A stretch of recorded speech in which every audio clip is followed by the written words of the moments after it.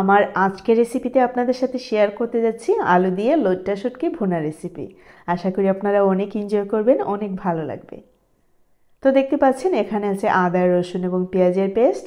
আমি কিন্তু রসুনও সম্পূর্ণ ইউজ করিনি, আদা কিন্তু সম্পূর্ণ ইউজ করেছি, আর একটি পেঁয়াজ দিয়ে দিলাম। 1/3 কাপ পরিমাণের তেল।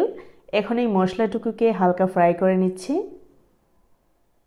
প্রায় 1 মিনিট পরেই আমি দিয়ে দিচ্ছি কাঁচামরিচ, 1 টেবিল চামচ পরিমাণে হলুদের গুঁড়ো আর 1 টেবিল চামচ পরিমাণে মরিচের গুঁড়ো। এইখানে আমি আর কোনো মশলা ইউজ করব না। আপনাদের যদি ইচ্ছে হয় আপনারা আপনাদের পছন্দ মতো গুঁড়ো মশলা অ্যাড করে নিতে পারেন। তবে আমি মনে করি আমি যে মশলাটুকু ইউজ করেছি আলু এবং লইট্টা শুটকি ভুনার জন্য, এর বাইরে কোনো মশলা ইউজ করার দরকার আছে।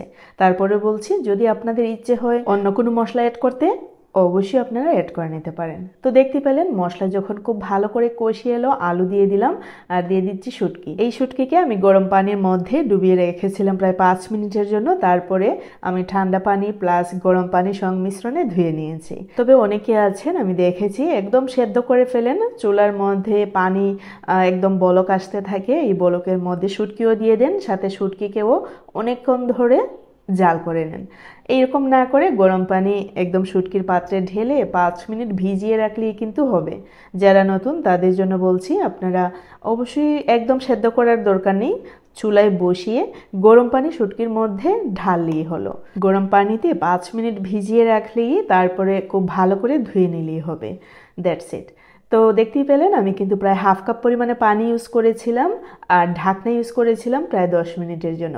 আমাদের আলু কিন্তু অনেকটাই সেদ্ধ হয়ে গেছে আর শুটকি তো মোটামুটি সেদ্ধই, কারণ গরম পানিতে ভিজিয়ে রাখলে কিন্তু শুটকি অনেকটাই নরম হয়ে আসে। আর এইখানে মোটামুটি আলু প্রায় 90% মতো সেদ্ধ হয়ে গেছে। এরই মধ্যে আমি অ্যাড করে নিচ্ছি ধনেপাতা কুচি। এই লইট্টা শুটকি আর আলু ভুনার মধ্যে ধনেপাতা কুচি ইউজ করলে কি যে স্বাদ অ্যাড হয় আপনারা খেলেই কিন্তু বুঝতে পারবেন। আমি ধনেপাতা দেওয়ার পরে আবারও ঢাকনা ইউজ করলাম প্রায় 5 মিনিটের জন্য। এর মধ্যে আমাদের আলু কিন্তু সেদ্ধ হয়ে গেছে। আর এই চামচে অবশ্যই আপনারা লবণ দেখতে পাচ্ছেন, আমি কিন্তু এইখানে লবণ ইউজ করেছি, কিন্তু ক্লিপটা কেটে গিয়েছিল। অবশ্যই স্বাদ মতো লবণ ইউজ করতে হবে, লবণ ছাড়া তো ঘিও একদম মাটি। এই পর্যায়ে চুলার আগুন অবশ্যই মিডিয়াম টু লো ফ্লেমে রাখবেন, তাতে করে আলুও সেদ্ধ হবে, সব কিছু পারফেক্টলি রান্না হবে।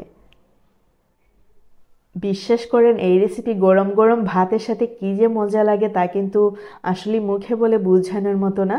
যারা শুটকি পছন্দ করেন তারা অবশ্যই বুঝতে পারছেন। এই মুহূর্তে আমি চুলার আগুনটা অলরেডি অফ করে দিয়েছি আর ঢাকনা ইউজ করছি আরও 2 থেকে 3 মিনিটের জন্য। তারপরেই পরিবেশন করার পালা। এই টাইপের রেসিপি তৈরি করলে না আমি একদমই সহ্য করতে পারি না, সাথে সাথেই আমি ভাত রেডি করে ফেলি, তারপরেই গরম গরম খেয়ে ফেলি। তো দেখতে পাচ্ছেন আমি কিন্তু খেয়ে নিচ্ছি। আমার আজকের রেসিপি এই পর্যন্তই। আশা করি আপনাদের অনেক ভালো লেগেছে, আর ভালো লাগলে লাইক কমেন্ট শেয়ার করতে ভুলবেন না, আর অবশ্যই আমার চ্যানেলটি সাবস্ক্রাইব করে আমার পাশে থাকবেন। আজকে এই পর্যন্তই। See you in the next video. Till then bye, আল্লাহ হাফেজ।